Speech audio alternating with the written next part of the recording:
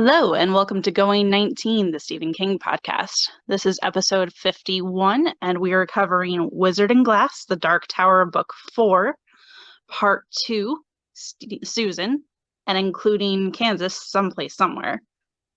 I am Allie. With me are Amber and Ed. Let's start the show. Hello. Does it say someplace somewhere? Or somewhere, someplace. It's something like that. I think. Yeah. Yeah. Pretty Kansas, good somewhere, description, someone. actually. Oh, somewhere, someone. Someone, yeah. So now we can talk more about this city that they're sleeping in that makes no fucking sense in the world. But well, I guess we'll get to that. Okay, Allie, what do you think? So I was a little confused when I started reading it because I thought that this entire part would be like just from Roland's perspective and like him kind of talking his way through the story. But I'm actually really glad that it's not that and that it's written the way it is because you get more perspective that way. Yeah, it's not just Roland, saying I did this and then she did that, because that would be boring, I think. Yeah. And I like how in the interlude it goes back and Eddie's like, wait, how do you know all this? Like, That was funny. And he's like, how does he say, how do you know every corner of this story? yeah. That's one of those like random things that Stephen King feels like he needs to explain, and I'm just like, dude, we weren't questioning it. Like, you didn't have to tell us, but sure. Yeah, we get it. What do they call that? Omniscient narrator or something like that. Plus, when has he ever explained a flashback or a dream or a story? Like, Not since. I think when we were reading Salem's Lot, we noticed that he spent a lot of time rationalizing, and then, by The Shining, he doesn't bother doing that anymore. So.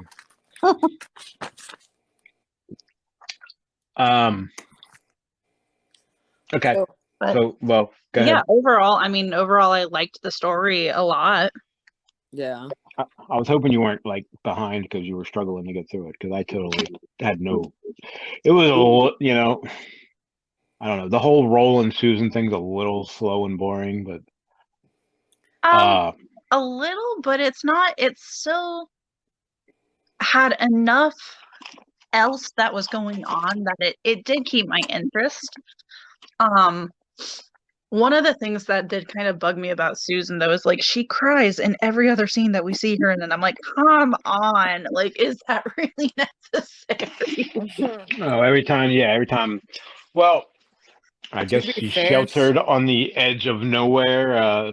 She's going through a lot at the moment that we meet her. Like, her dad just died. Her and her aunt can't stand each other, but she has nowhere else to go. And now she's, part of this arrangement that she doesn't want to be part of. Yeah. Well, it's her house or her dad's house. Her aunt's there through her charity. It's not like Susan needed somewhere to go.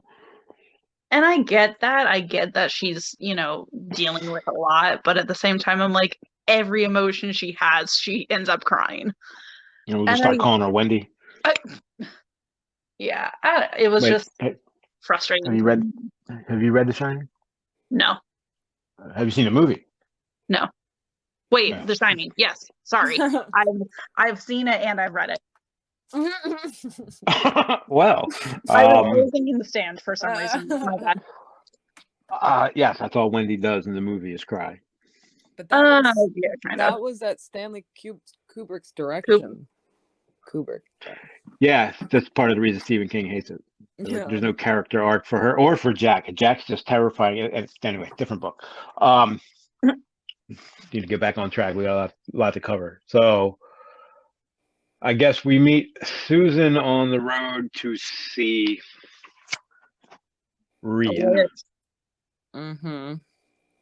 Rhea, I know so much that I can't say. Is a witch, I guess. Well, yeah. So we quickly figure out that she's, I don't know, what do you call it? A consort, a whore, promised to the mayor to have a kid because, as Rhea says, what he wants something that pushes back and soft when he touches it or something. I can't remember how she worded it. Yeah. Yeah. Uh, Yeah, I can't very remember what they call it. Well, what? they called her a gilly. Well, yeah, that's true. Yeah, there's Gilly and there's Cully. So Gilly, I think, is pretty much like, yeah, like I can't. I'm not sure what the word would be. I think they said Like it equals consort. like horror or something. Damn, I got hiccups. Oh, sorry. At some point, or maybe that was Roland just calling Susan that. So part of that deal is, I guess she has to be proved honest, which I don't know. It's kind of like, fuck you. Who are you? I take my, if you're not going to take my word for it, then screw you. The deal's off. Huh. Well, I mean, I think Like that comes from like that is something that used to happen. If not, I don't know if they still do, but like it's the whole idea behind female castration. yeah, and it's a male-dominated society. Like it has a whole medieval feel to it because that's the kind of thing that Right. would happen in like medieval Europe. Well, and I feel like this was more for kings than mayors, but like if someone was a virgin and they came to their bed that way, then they were supposed to be like more pure, but also had, there wasn't any chance that whatever child was fostered between them would be someone else's.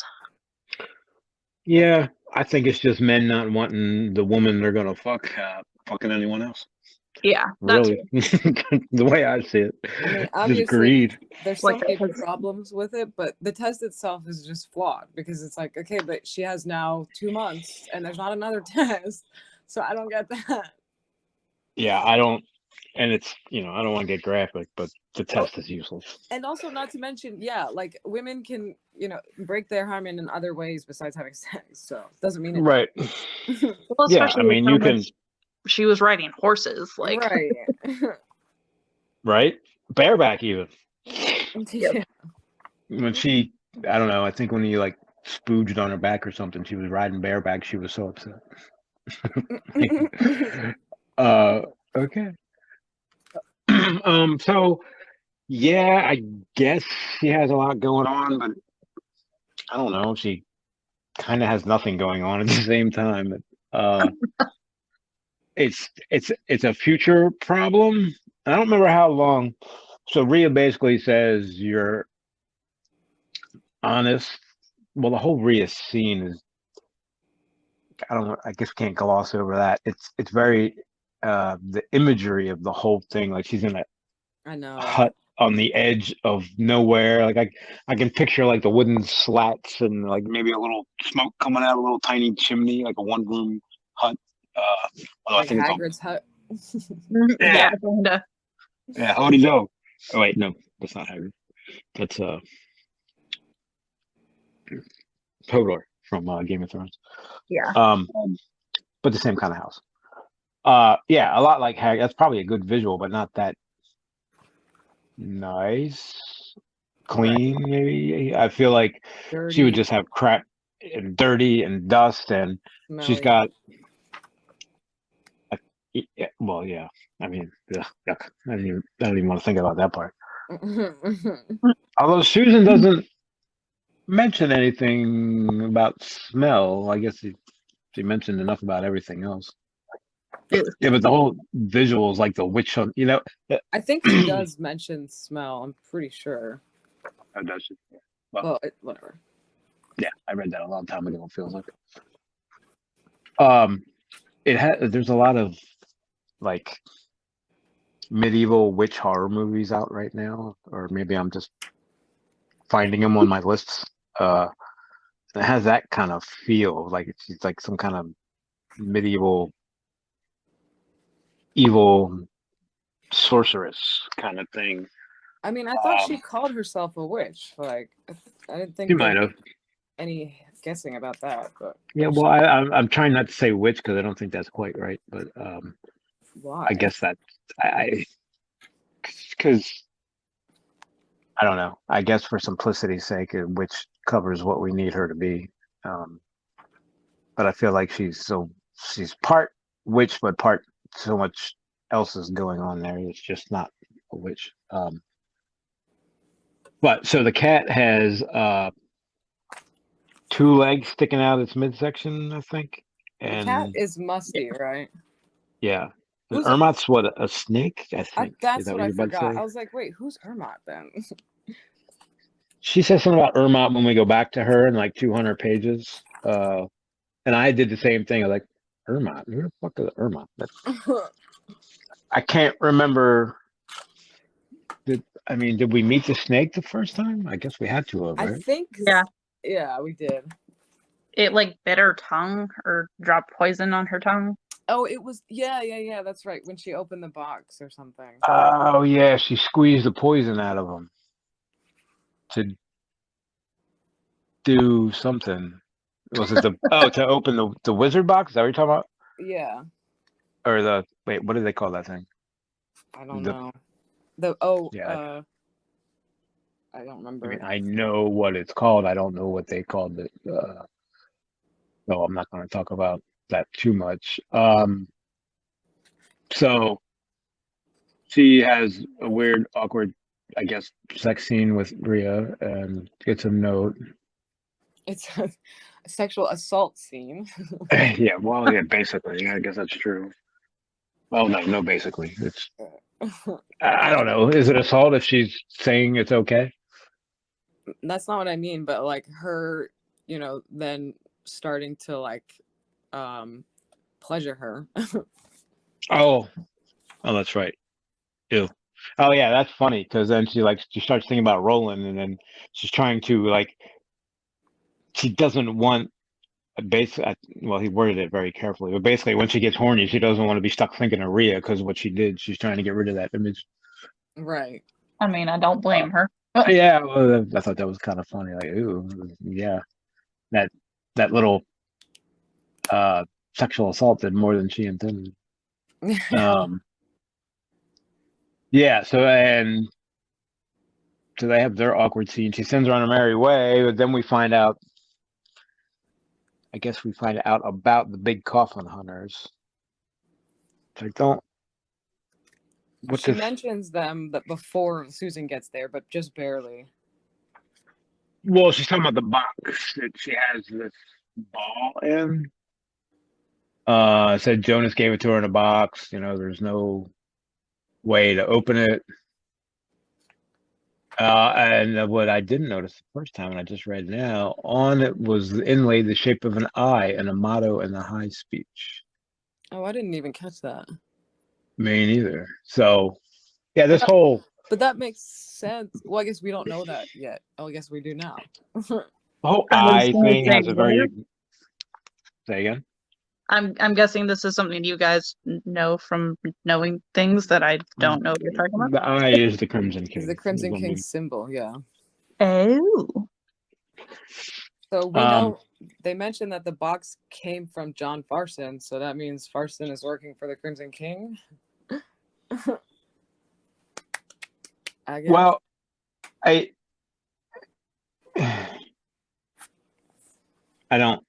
have an answer to that I can't say, but it's more of a question.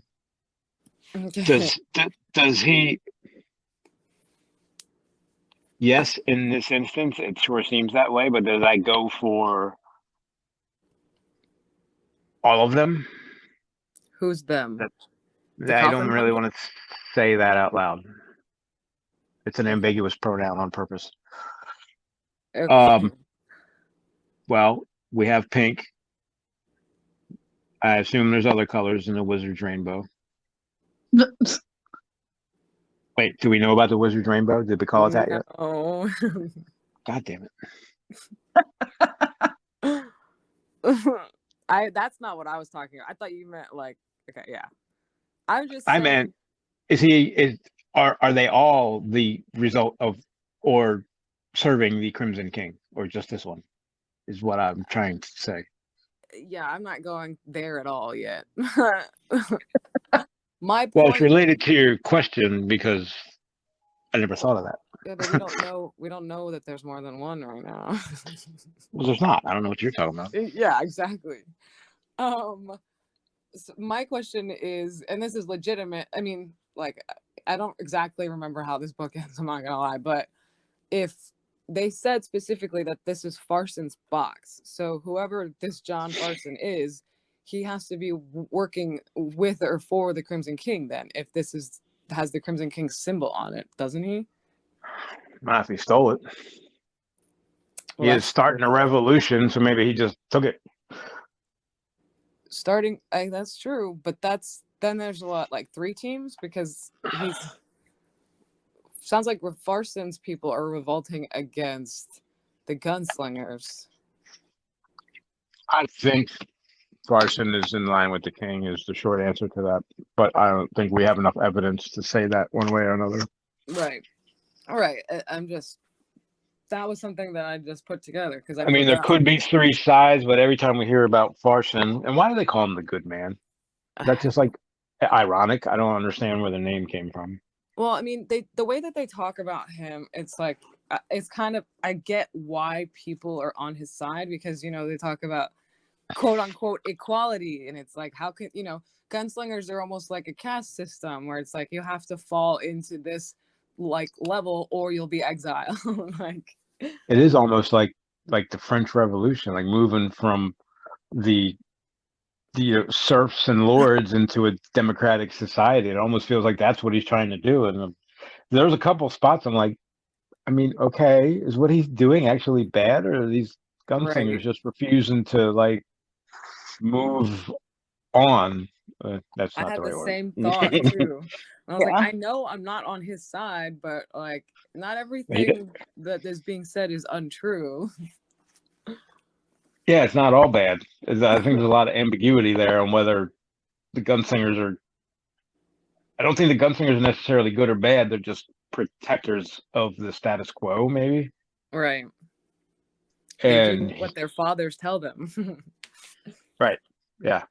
And if you're a gunslinger, life's great. But if you're not, there's no way to improve your station. Or I'm sure there's ways, but it's like like you said, like a caste society. So I don't necessarily think the gunslingers are always right in that. There was a couple of things I think I highlighted. I'm like, whoa, hey, like, he's trying to bring democracy. Oh, whoa, what an asshole!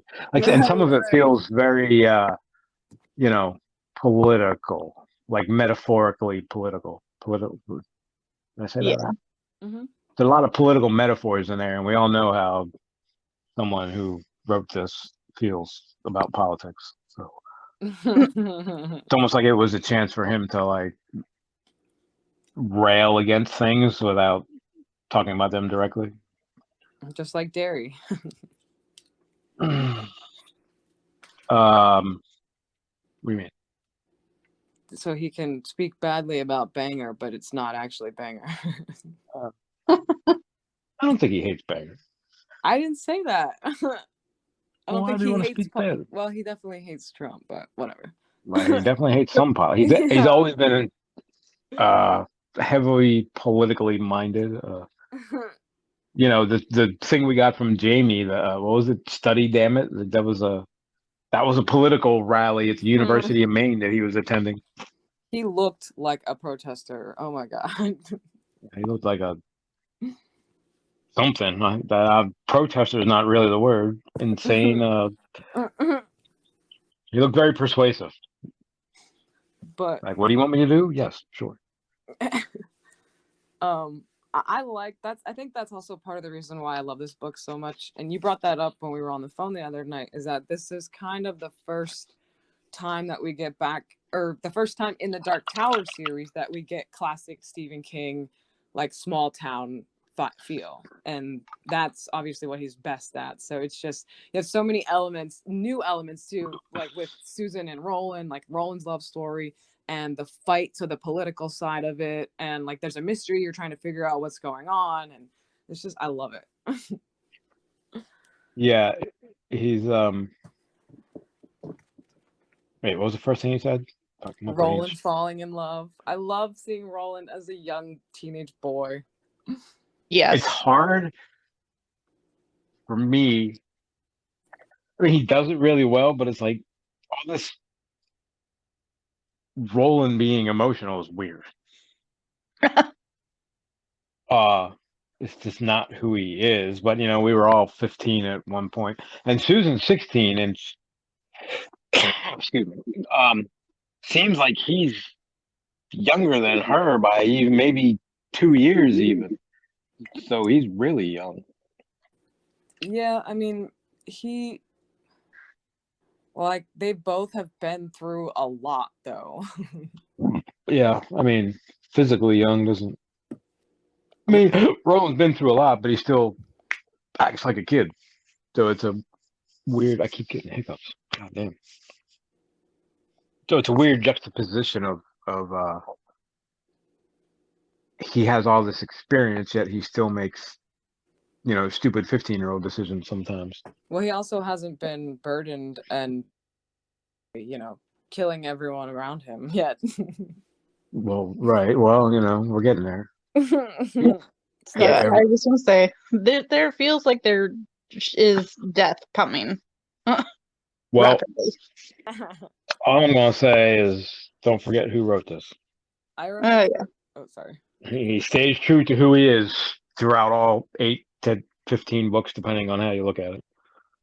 I remember when I read this the first time, I had that sense. I mean, obviously we know Susan is dead. Like he talks about that, but like you just like you said, there's this sense of impending doom. Like things start off so happy and like you're like, oh my god, it's working out. Like there are problems, but love will conquer all. But like you just know that's not gonna happen. No, just because she's dead doesn't necessarily mean she Died is now. dying soon. She Right. could have died 30 years from now. Exactly. Well, and I thought she would kill herself after, like, when Ria's Hypnotism. sleeper agent thing. That wasn't anywhere near as nasty as that's what I thought. I was like, okay, Yeah. so Rhea's got her taking a knife to her throat. Like that'll throw a wrench in the whole plan, that's for sure. But I mean, wouldn't they lead that straight back to her if that's what she did? But then again, cutting the hair would go straight back to her. But that's not offensive enough for them to. Yeah, not necessarily. Like, could have been like, oh, she just went crazy because she had to sleep with the mayor. Although she keeps talking about her, they keep talking about her blonde hair and how her golden blonde hair. So I guess it would be a little striking if she was bald. That's what Rhea's laughing about. She's like, "Oh, how would he like to have his bald gilly when he wakes up or something like that?" Even that is so stupid though, because it's like it will grow back. Yeah. Yeah, I mean, yeah, everything else is still like where it's supposed to be. I guess you would say. So Yeah. And like if she's I don't so think he's going to care too much about the hair. Sorry. like she still has all the female parts that he would otherwise enjoy, and like yeah, hair can add to someone's attractiveness, but it's not the only feature. But So he can get her a wig. Like, come on. Man, how many horses they got? They can make a wig. It's just I feel bad, and I know this is part of Stephen King writing as a female, but it's like every woman is like extremely jealous of her and like seems to almost resent her for it. I'm like, the poor girl's not doing anything wrong. Yeah, every woman she's met, I think so far, or that we've met that has met her, doesn't like her.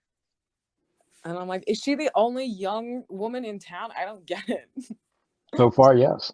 seems Where's like her? Where's her mom? I was trying to remember that. I don't think I know. That's a good question, actually. no idea.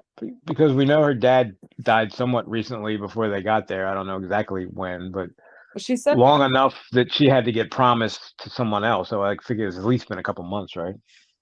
She said, yeah, that she must get that from the Manchester side of her family. So I'm guessing that's her mom's maiden name. But I don't think it's ever talked. I don't remember if it comes up again. Yeah. Like what happened to mom? Something had to have happened because, I mean, she's not there. So did she mean an untimely end like dad did, or is it like I don't? Or died in childbirth? Oh, You know, if she's Maybe. on Game of Thrones, that would be the answer. It doesn't seem like she's been in her, like, she only talks about her dad. Yes, Yeah. like Amana hasn't been there in ever or in a long time. Yeah. There's no like, Because you it know, seems like she was living with her aunt before her dad died. Yeah, her aunt Because- moved in with them. Yeah. right. So maybe the aunt, like the wife, her mom died, and then the aunt moved in to help take care of her. I think the aunt needed a place to go for some reason. So like, at least when they're arguing, that's what Susan She was saying. said, Like, yeah, we she was like, we took you in or something. she lost everything. But yeah, I don't. Yeah, she's. Yeah, I think a lot of it is Stephen King writing as a woman, which doesn't always. You would think Tabby would be more helpful with that, but maybe she doesn't want to tell him how to do it. I Maybe did she's like, like, yeah, it's good. I like, Good. at one point, Susan says something, she makes a comparison about, like, she can't believe that her aunt would be so cruel, because she's like, Rhea, I get, like, you know, she's a witch, but my aunt is supposed to be a human, not a monster, so why are they acting the same? I'm like, oh yeah, good point. Well, Because she is a from what monster too. yeah, from what I've seen so far, she has high monster potential. Because I mean, High monster energy. yeah, I mean, you know, monster nature versus monster nurture. Uh, I mean, she clearly is up to something, and now they're questioning whether her. When we meet Susan, her dad died in an accident, horrible, but you know that's part of life in the West or wherever they are. But now it's under suspicion that it wasn't necessarily an accident, and who profits from her dad dying would be Cordelia, and she keeps profiting because now she's without her dad. I feel like this was kind of like she's gonna move in the house and take over and get rid of the dad, and the house is gonna be hers, and get rid of Susan, send her off to the mayor. She even says that won't be her problem anymore. So it's almost like some big plan to like take the house and the land, which is all people have at that point. So that's a big deal. Um, so I'm suspicious. And now she's like hanging. Jonas is all well. We haven't even talked about him yet, but he's all sidling up to her, trying to make nice with her. So I'm like, okay. And she's apparently some what 60-year-old virgin, I guess. I'm not sure how old she is. It didn't Uh seem like she was like maybe in her 40s or something. Roland said that she was too young to be her mom. oh, and Susan's only 16. Yeah, so maybe he So just. Cordelia is like 25. No, I don't. I would say probably 40s, but maybe he. I don't know. Not too young by much, right? Right. Like, I just remember that was an observation he made. But everyone remarks about how old she looks. Yeah. I think his fact checker needs to get up on that.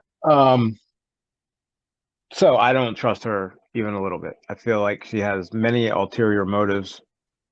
I just think she's Okay. greedy at the least. Like, Well, I that's think part of it. She wants to, and she's doing all this, supposedly because she's getting what gold and silver out of the deal. Like in the so where they live in the edge of nowhere, around no one.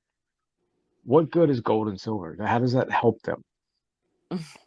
I mean, they can Like, I still guess you can. Go ahead.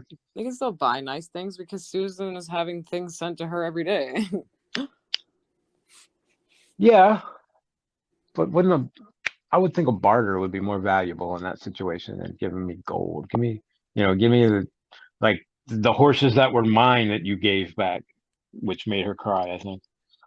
Of course, Well, that yeah, you said that everything made her cry. it wasn't that. It was the fight with her aunt about the They, horses that were hers. yeah, because that was the day she wore her dad's shirt, Yeah, her I think. dad's riding shirt. And she was like, "You should wear the shirt that he gave you." And she's like, "Oh my God, I don't want to have sex with that guy." Yeah, she also brought up a good point. She was like, who is gonna see me that should see me in it right now? Nobody. Like, Yeah, how does Cordelia, what the fuck's her name? Rhea tell her to wait. How? So it I was think by the end of the Month. chapter we were waiting. It was 2 months away, but I don't remember.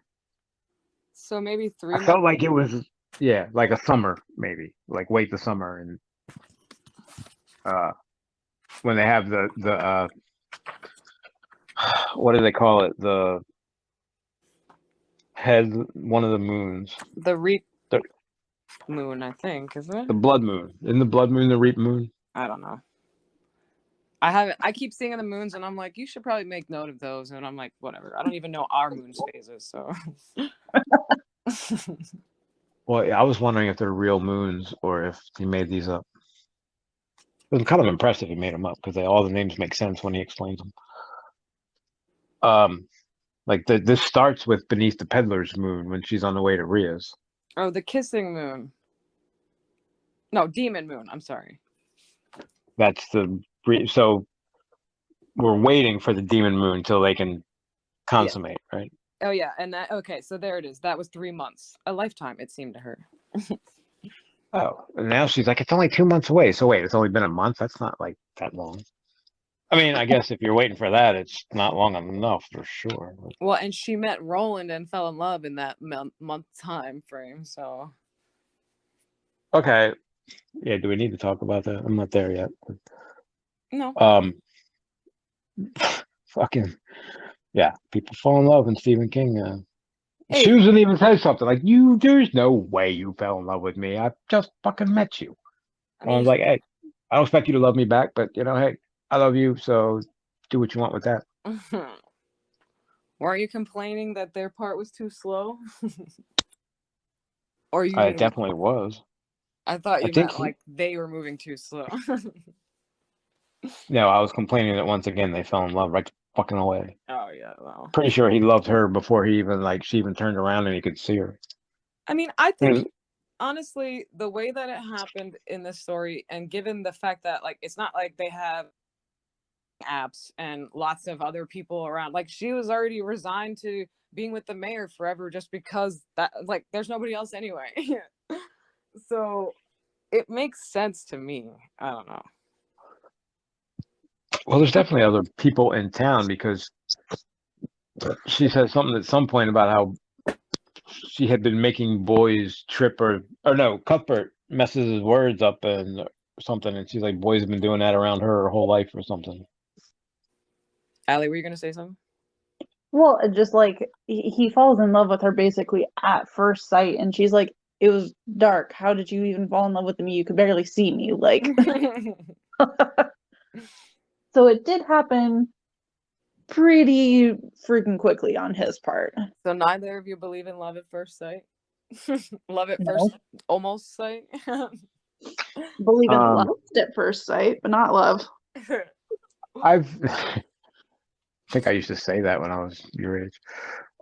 I think it happened to me once, and I can see it, but this is more of a cumulative thing. When it does happen, it's special and all that. I'm not gonna get all sappy, but it's not something that happens to every character in every book we read the second he meets someone. Yeah. And that's what it feels like. It's more the overarching. Everybody falls in love right away. I'm not saying this couldn't happen, and it does almost feel kind of natural. I'm a little annoyed at the way, and I guess because they're 15, this makes more sense, and they're making stupid, immature decisions. But the way they just throw everything away and say, "Fuck it, who cares?" They don't. Well, I mean, what's the worst that could happen? Like, well, she's promised to the mayor, so we already know the worst that could happen because of Cuthbert. Okay, but again, the biggest part there is they're 15 and 16 years old. Like that is the key age group of people who are not going to think about consequences. Yeah, and give in to lust. I definitely didn't. and I definitely did. So, uh, yeah. I mean, okay, I get it, and you know, trying to remember being a 16-year-old in love, and I wouldn't have given a shit about anything else. If I'm a, yeah, you don't care about consequences, you don't care about other people. All you care is that other person, and they consume your entire world, and you don't care about who she's promised to. You just know what you want, and the heart never follows the brain. Yeah, I think maybe like there was definitely a part of me like I've always loved horror, but I also loved like certain romance, and I was such a sucker for that when I was like, especially around that age. So it brings me back to those moments, and I'm just like, I feel like I'm reliving it, and I'm like, oh yeah, like I knew it was gonna happen, but I'm just like, yes, finally they got together, like, ugh. But then again, I also know what's gonna happen, so. They fall in love and live happily ever after, and the mayor's cool with it. Yeah, of Yeah. course. Yeah. And Jonas decides that he likes them after all, and they become friends. They all become gunslingers together. Yeah. The end. No need for the other 4 books. Or the rest of Um, this. yeah, or the whole universe. Allie, did you watch the video I sent? No, not yet. You should watch it. Totally. Have you watched that, Amber? The um. Gunslinger song, Dark Tower song? Oh yeah, you've I played love it a that song. few times, and then it got stuck in my head, and then oh yeah, I was thinking of it when what were we watching? We were doing something. Oh, in a Oh no world no, that has moved on. it was in the book when he's at the tower announcing all the names. It made me think of that. Mhm. Yeah, well, I mean, yeah, that's because that's what he does. Yeah. Um, and once I actually take some time, and I'm gonna figure out how to work that song into the beginning of our episodes, like a leave-in, but I haven't bothered with it yet. Anyway, love that. You like that song? No, you won't. Although they do the gunslinger, the man, God damn it, the man in black fled across the desert, and the gunslinger followed. They make that kind of awkward. It doesn't flow very well. It's almost like they need another word. I do remember that. Yeah. But other than that, yeah. So second Susan leaves, Rhea pulls out the pink ball and does what Jonas told her not to do. Oh, I missed Ermot. Did he open the lock? Originally, yeah. That was what the poison and squeezing him was for. Mm-hmm. I like that name. I feel like that name is familiar. Like, don't I know like an evil snake from some other book with that name? What's the one in Harry Potter? It really has a Harry Potter feel to it. I'm not sure if that's Nagini. right. Huh? Nagini. Oh wow, yeah, okay, not even close. Maybe it's. I mean, Yeah. Anyway, Aragon is the dragon.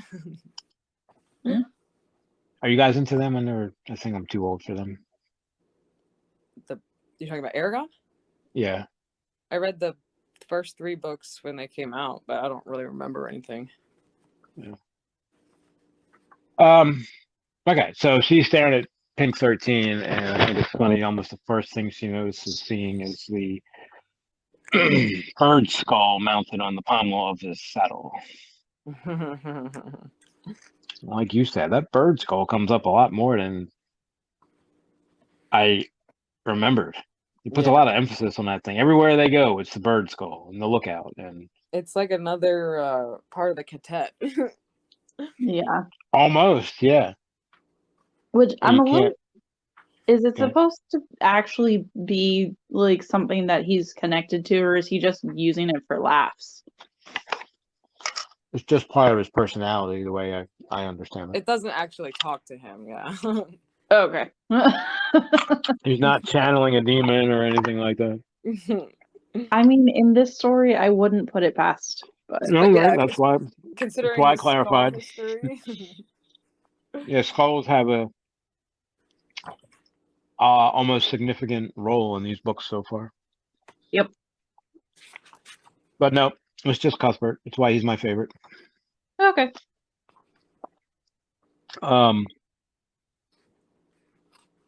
But yeah, so when she looks through the rainbow and when she sees them three coming up, and like the first thing she notices is the bird skull. And then that's the end of Rhea. For a long time. Well, I'm not quite at the end. I'm at chapter 2. It's just her spying. So Rhea starts spying on him. Well, that must be before Susan gets there then, because it's not right afterward. Oh, after they leave, that's what you said. Okay. What? After after they drop it off and leave. Okay. Yeah, I think she sees him before Susan gets there for the first time. And then after Susan leaves, she yanks it right back out and starts looking at it again. I don't know if we know what she sees when she pulls it back out, though. Well, it's not, I mean, like, I was looking for what you're talking about, but after Susan leaves, it just goes right into Susan meeting Roland. Oh, what I'm talking about? Hold on. I know she looks at it later, but I thought that was way later.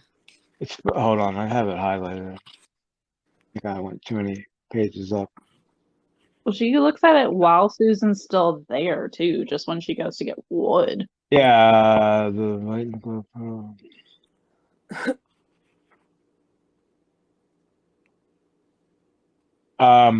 it's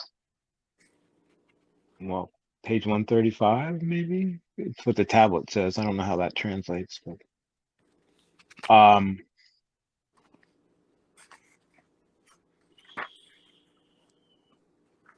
she's talking about the box, and she's describing what's in the box.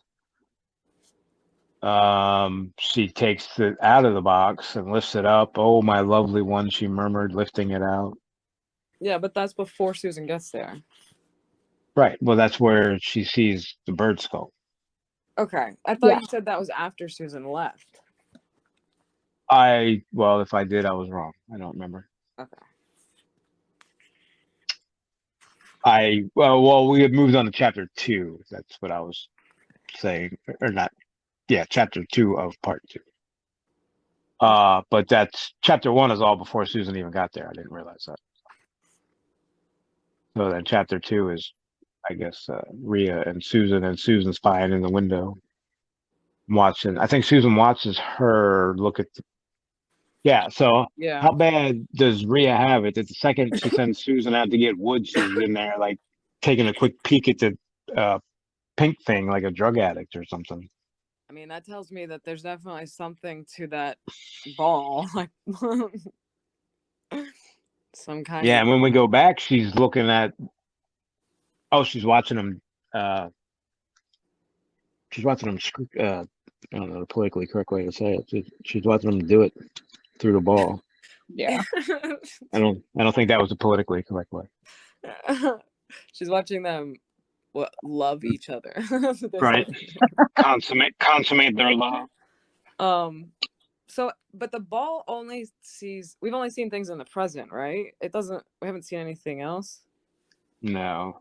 Okay. No, it's just been a like what other people are doing at this present time kind of thing. Yeah. Not a I don't know if it does that or not. I don't remember, honestly. Yeah. We could have a whole series just on on the one ball. Right. We don't know enough yet. Well, we could though. I'm trying to get past Rhea. Hold on. I like how she doesn't know how to spell. So I feel like Stephen King doesn't like Sitco either. Maybe that was the most popular gas station when he wrote this. Yeah, the casual, just like random, modern, especially brand names that are thrown into this like post-apocalyptic medieval world is just so surreal sometimes. Yeah. That's what people like. Even like right now, like people say, "Well, so what's it about? Is it a Western?" Well, Yes. Well, is it sci-fi? Yeah. Yes. Yeah, I can't really pigeonhole it into a single category. And also like fairy tale. Yeah. And Sweet. romance and Yeah. fantasy. And it's a little bit of everything. Well, this book has romance. Well, I guess there's Eddie and Susanna. Yeah. Um, Although you don't get to see a whole lot of their actual like loving relationship, I feel. yeah, you didn't really get an origin story. They just kind of were thrown together, and I they were honestly sleeping thought close enough that they fell in love. I thought you were being sarcastic because that's what I was thinking. I'm like, yeah, they're romance. Right. Well, I meant Some for this romance. book.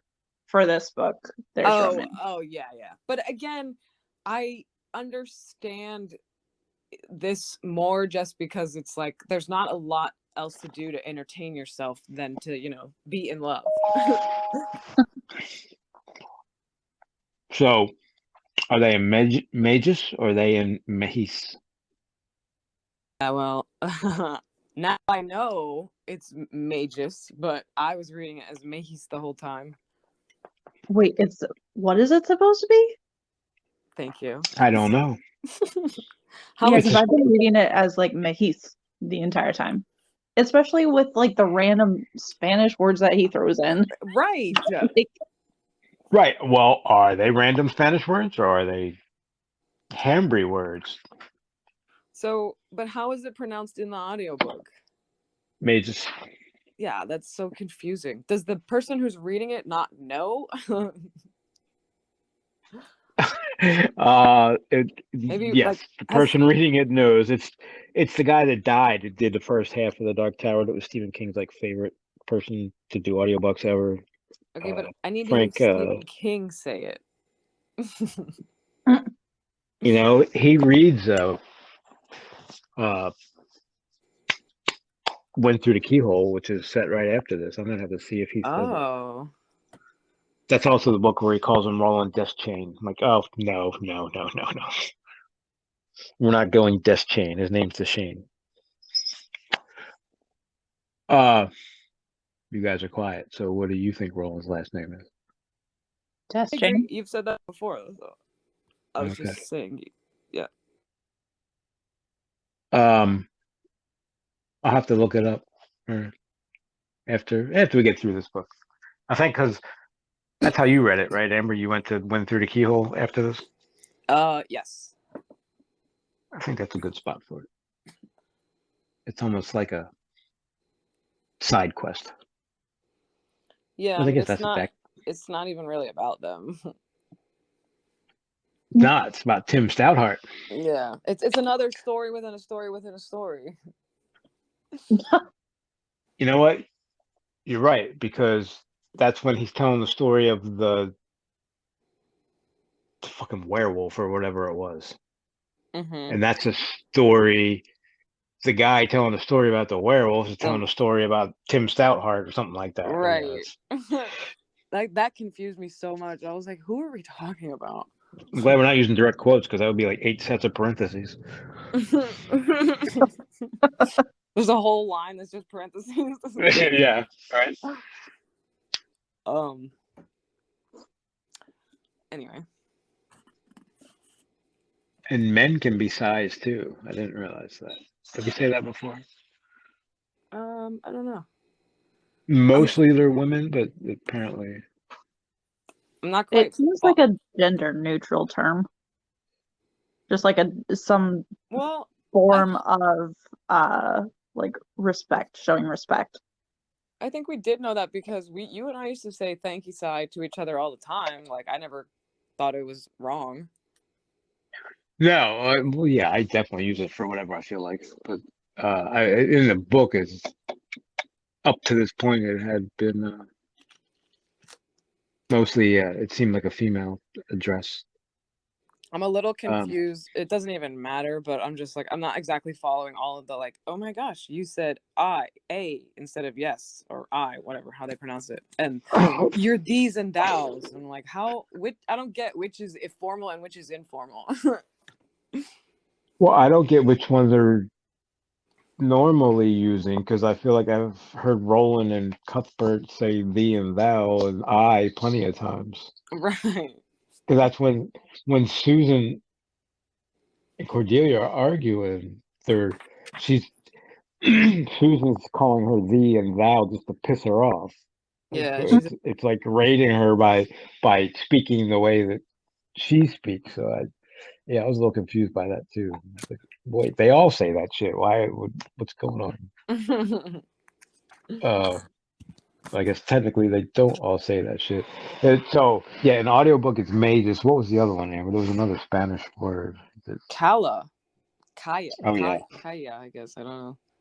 How would you yeah. pronounce Calla? In All right. Yeah, book 5. Tell me what the title says. I mean, isn't that Wolves of Cala? Yeah. Well, I mean, I think we knew that now. So I think because I was stuck again, I kept thinking these were like Hispanic pronunciations. So I saw that and I was like, oh, like Kaya. I mean, I think they are, but they aren't. You know. Yeah, I think it depends on the word too, what the Yeah. pronunciation is. But like the I double know L could be a Y sound. Yeah. So Jay and Sean from Two Guys in the Dark Tower came. They were kind of. If I don't know if I have this right, but I remember it right. They tried saying Mahis for like an episode, and then they couldn't do it anymore, and they went back to mages. Like we're gonna do the phonetically correct pronunciation. I think they had a whole thing about it. I And mean, then like 2 episodes later, they're like, nope, mages can't do it. it's gonna be whatever I guess the author intended it to be, but we may never actually know that. So Well, yeah, like I said, as long as in the next book they mention mages, we're gonna find out because yeah, the author reads the audiobook. interesting. Yeah, he's not the greatest voice for it, but you know, it's cool. You don't get that because we'll get to that book when we get to it. We got enough of this book to talk about. No. There's a whole remember there's like the storm of the century going on while he's telling the story, which reminds him of the last storm of the century, which is when the werewolf thing, which reminds him of the story of Tim Stoneheart. So there's so much going on, and it's not necessarily the voice doesn't convey necessarily the intensity of the whole atmosphere. Yeah. But then again, it's Stephen King reading Stephen King, so I mean, does it get any better than that? Like, what does he know? Shit.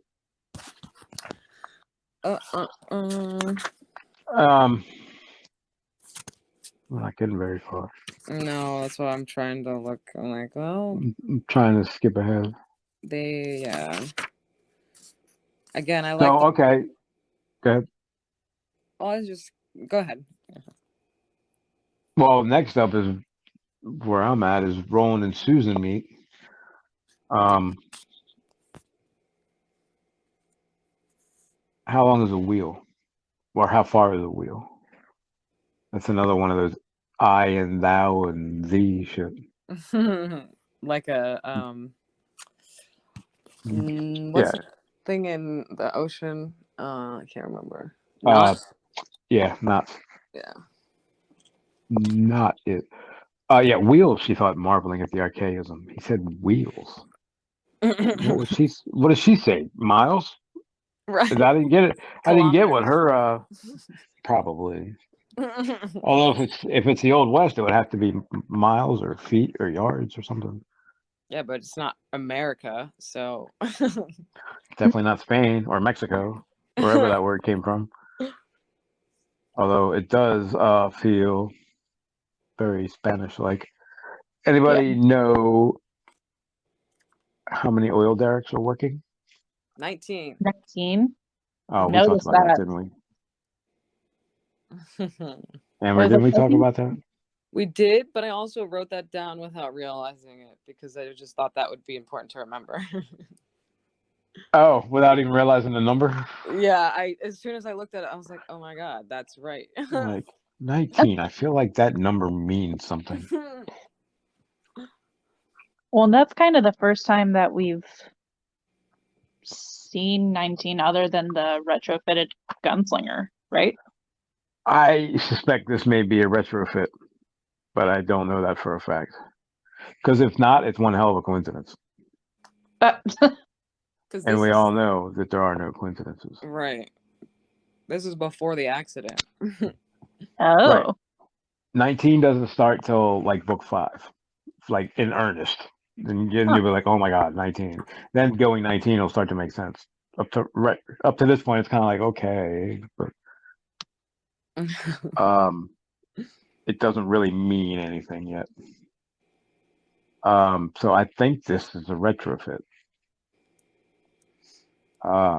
Because we talked about that. His accident was June 19th, 1999. So this came out in 97.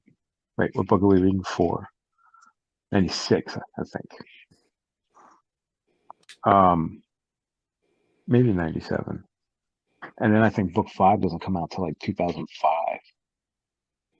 Yeah, this says copyright 1997. Yeah, so that's 2 years before 19 meant anything to Stephen King.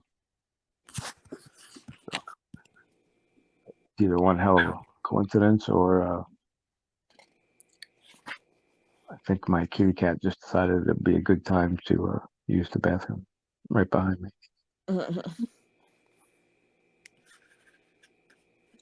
So Yeah. you mentioned that that Susan says if you love me then love me, and Yeah. this is what I was saying is I mean maybe I don't know if it's intentional or not, but to me it feels like somewhat of a callback to when she says, like, when they first meet, and she says, Roland, if we meet again at the mayor's house, you know, you have to, if you see me for the first time. Yeah, I like the way she says that. I love that. If you see me for the first time. And then I think when Roland is thinking about her, he says something like, and see you I will. And so, like, to me, that those are parallel. Like, it's like, again, it's like a callback, and I'm like, oh, it's happening. Yeah. Thank you for not saying anything. I can be discreet, sigh. As for propriety, I'm surprised you know the word. I know. Or know the term. Oh, you jealous asshole. What'd you say that for? That I cringed when reading that. I was like, Roland, no. Yeah, right? Like, oh, what are you doing? I don't quite understand. Like, I get why he feels sympathy for Olive, but like for the mayor's wife, does he see his mom? Because his mom, like, they're both the married woman, but it's not the same situation. His mom was technically... They had the same expression on their face. Her expression watching Susan with what's his name, Thorin, was the same expression that his mom had when he walked in on her and Walter or Martin, whoever the hell he was. Okay, but I don't... Different So when he looked at scenario. Olive, he was instantly reminded of his mom and Martin. I remember that, but that's what I'm saying. That doesn't sound like a good enough reason to me, because his mom was in the wrong. So it's like she could feel sad about it all she wants, but like, Olive has done nothing wrong. No sympathy for Gabrielle. No, I mean, I do, but I don't understand why. Maybe because it's his mom. Like, I'm like, why Roland? I don't know. I know it's complicated. I just, to me, I'm like, I don't know that whatever. Wasn't a good enough reason. Yeah. Or it didn't compare. But it definitely feels like something a 15-year-old boy would do to freak out in the moment and lash out and then be like, oh my God, why did I do that? Yeah. Yeah. I mean, yeah, that's exactly something a 15-year-old kid would do. Because he's, I don't know, consumed by hormones, and he already decided he loved her, so he's jealous when he's got no business being jealous of anything. Yeah. He's actually the outsider. They already have a plan for her, and all he can do is, well, fuck it all up, which is what he does. That's what he gets for falling in love with someone after 5 minutes. Like, hell, like a month ago, he hadn't even had sex yet. Now he's like falling in love with everybody he meets. Well, not only that, but oh my God, I lost my train of thought. Sorry. You said he has no right to be jealous. Susan told him right after they met that she's not available. So it's like, what do you expect, dude? Yeah. Didn't she say it's complicated or something like that? Yeah. She was like, Yeah. I'm not taken, but I'm not single. Or she like Right. unspoken for or something, and he's like, "What's been spoken for may be unspoken," and I'm like, bro, you just Right. got That's the first thing he says to her. Like, what's spoken, maybe unspoken. Like, dude. Like, what So does he that doesn't give a mean? shit about her situation from the second he meets her. He's Like, just like, you're gonna be mine, and I don't give a fuck what happens. if she had said married, when he said what is married can be unmarried. Right. We even know cousin Nort, what is dead can be undead, so, or well, not quite undead, but well, I guess he was not in the traditional sense. I guess I would say, what is dead can be alive. But yeah, Roland doesn't give a shit about her. Well, about her situation or the consequences. He's just like, hey, I don't really care what happens. And then she says something. Somebody says something like, you know, like maybe it's cover. Like you aren't considering what your actions are going to do, the risk that's doing to her, because her situation is delicate. So he's just like, hey, I love you, and let's go have sex. Not even considering what her breaking her promise, if it's found out, is going to mean for her. Yeah. Yeah, but again, 15, like that is the whole thing. They don't have the ability to think of consequences. I feel like we're talking about Jake or Charlie all over again. Charlie? Yeah. Well, they're 12. Stupid shit happens. You got to remember, these are kids. Charlie from Firestarter. Well, Right. The movie Who Shall Not Be Named. yeah. Oh, by the way, side note, saw a little behind the scenes. Okay, so January 8th, episode 1 of The Witching Hour. You guys want to do a party, or do you want to do a marathon maybe? Wait till it's over. I was thinking about either one of them, but I didn't know if there was any interest there. Aaron and Michael are the same person, and I think Amber, we were suspecting something like that. Yeah. Cyprian or something. So they made him into one person. I love Aaron. I hate Michael, so I don't really know how I feel about that. I'm not against it because I love, like, whatever. I think, I like that idea. So, I was thinking either we could watch the first episode or wait till it's over, and maybe just watch them all on a weekend or something. So, let me know what you guys think. I would say it depends on how many episodes there are. Because if it's only 8 episodes, we could definitely wait until it's over and just binge it. Yeah, 10 might be a little much. 8, I think I think it's 8, but I'll have to check. Okay. But yeah, I'm totally excited. That comes out January 8th. I can't wait. I got like 5 Interview with the Vampires on my DVR I haven't gotten to yet because the vampires are cool, but I like the witches better. So anyway, when Roland and Susanna are meeting on the road, they hear a low atonal noise, like the warble of a siren being turned by a man without much longer to live. I'm not even sure what that means. Yeah, I was like, is that just somebody dying in an ambulance? Yeah, like is that somebody going? Oh, like I'm not sure what that was. So we are introduced to the Mages Thinny or the Hambry Thinny. I can't figure out where the hell they are. They're in both. They're in Hambry and Mages, right? Yeah. One is the barony, right? Yeah, I think Hambry's the barony, but I don't know really what that even means. Well, like, yeah, whatever. So we meet the Mages Thinny. So this, and we don't know everything about it yet, but I don't really care.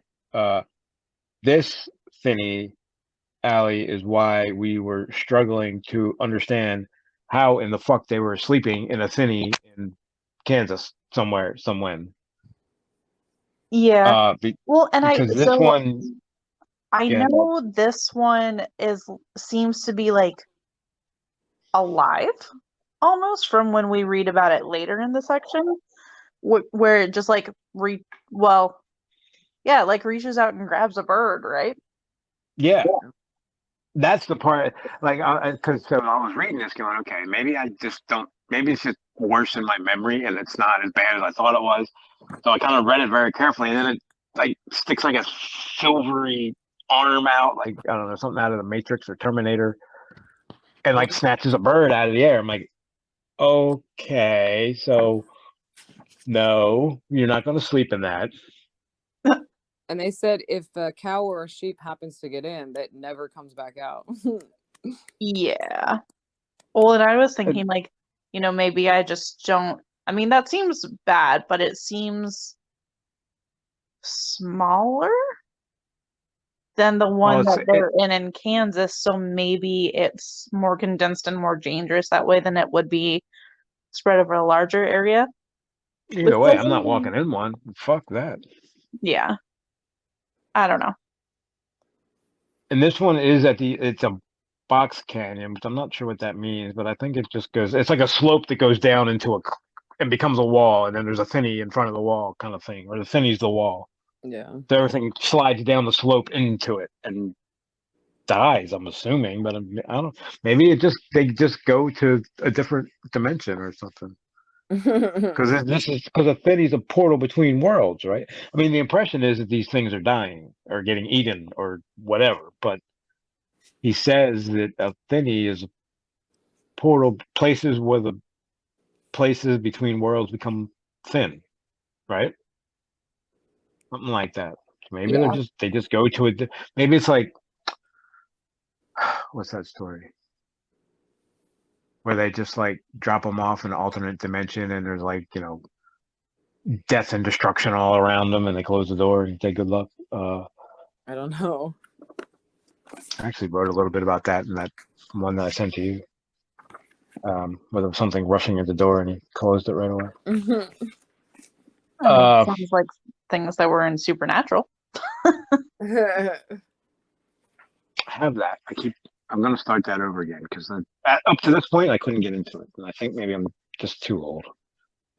I missed the demographic market target. But I don't know. I usually get into. I mean, like, I don't know. I just haven't been able to get into it yet. I like Buffy. I like Harry Potter. Till he was like 40 doing Harry Potter. So not even. But no, I'm exaggerating. Obviously, you can see him getting like they needed to hurry up and make those movies because he was starting to get too old. Right. Well, you guys have a different perspective, obviously.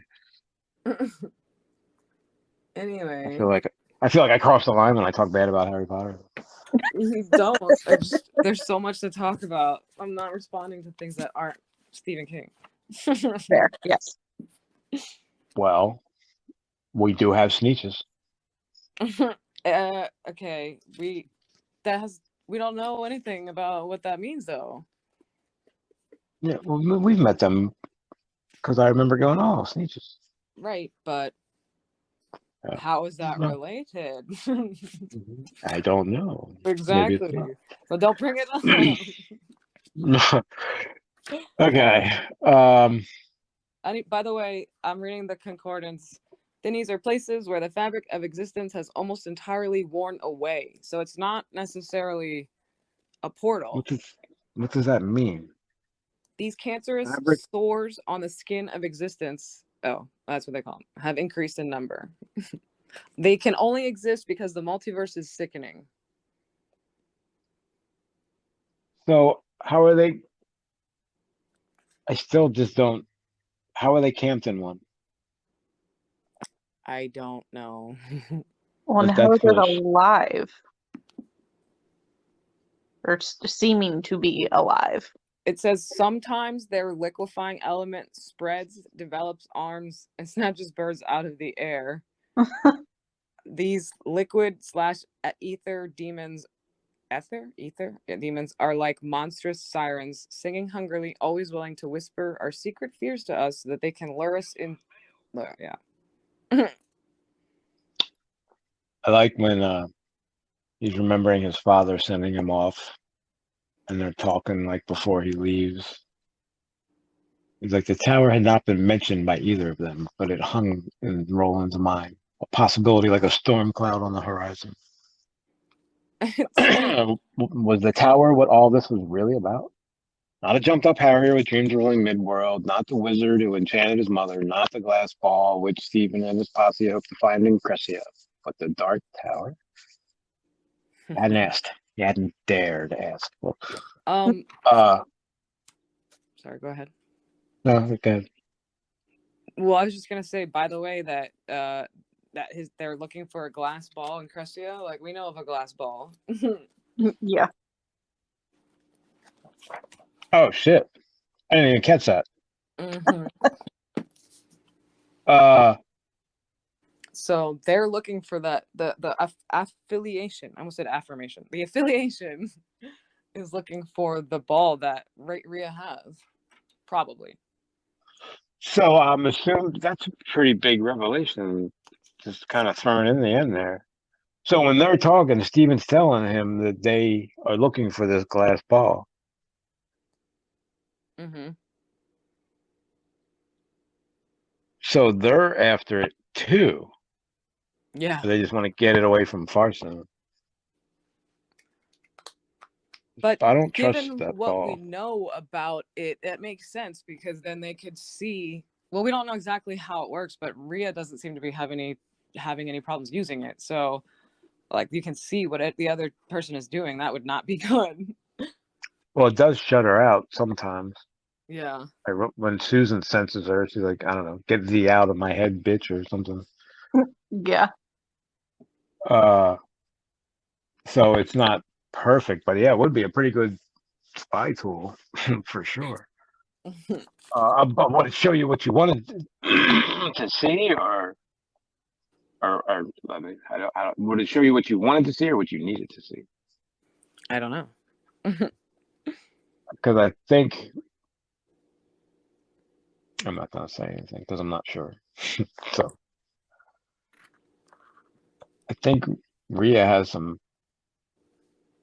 not necessarily as it doesn't always do what she wants it to do. So it's not necessarily cooperative. Like when it shuts off when she's watching it and just won't come back on. To me, that has more to do with the person she's trying to watch. Like, I can't remember what they call it, but it's like in Harry Potter when Voldemort is trying to get into Harry's mind and he like has to learn how to shut him out. Like, yeah. That's what it reminds me of. Could be. Yeah. Like well, like Aaron Deep now. Yeah. Oh yeah. Actually, another good example. What's spoken, that is. What's spoken for may be unspoken, what's done may be undone. Nothing sure, but I want her. It actually sounds like a horny 15-year-old there. I mean, and then so basically not much happens. They go to the dinner. Yeah, we meet Jonas, Reynolds, and DePap. DePap. That's how I say it. Okay. Roy DePap. I feel like, so yeah, we have the whole scene. Well, first is the dinner. I mean, not a lot happens there, except I guess Roland figures out what's going on with Susan and he gets mad other than that. And everybody's way too friendly, I think. And it's making him, it's weirding him out how friendly everyone is. Like, well, I never really thought of that, but it's not only that, like, it's suspicious, and it's also he can tell that it's not genuine. So he's like, why are they hiding? Like, they're hiding something. Yeah, he latched on to them horses right away. But he's I like, don't he can understand. feel the contempt that they have. Like, he's like, they think that we think we're better than them. And they are, but Yeah. not because they have more money, but because they're just more skilled. Because they're a bunch of stupid kids who don't know anything. Which leads to the next big scene after the dinner where they prove they're not just stupid kids who don't know anything. That is the end of episode 51. Join us next time as we continue our discussion on Wizard and Glass in episode 52. End of episode. Everybody say bye. Bye.